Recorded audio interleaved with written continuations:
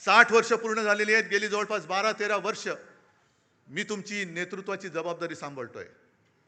पण जे आरोप माझ्यावरती होत आहेत ते जर तुम्हाला खरं वाटत असतील तर तुम्ही मला सांगायचं, मी आत्ता या पदावरनं पाय उतारवायला तयार आहे.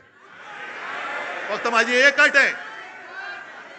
अट आहे की ही सोन्यासारखी शिवसेना चोराच्या दरोडेखोराच्या हातात जाऊ द्यायची नाही. तुमच्यापैकी एक शिवसैनिक येऊ द्या, तो शिवसेना पक्षप्रमुख बनेल, मला त्याचं सुद्धा कौतुक वाटेल. मला नेतृत्वाची सोच नाही, मला नेतृत्वाची हाव नाहीये. मी आत्ता हे पद सोडायला तयार आहे. पण कोणी लाचार, गद्दार, भेसळयुक्त रक्ताचा माणूस माझ्यावरती आरोप करत असेल तर त्याला उत्तर तुम्ही द्यायचं आहे.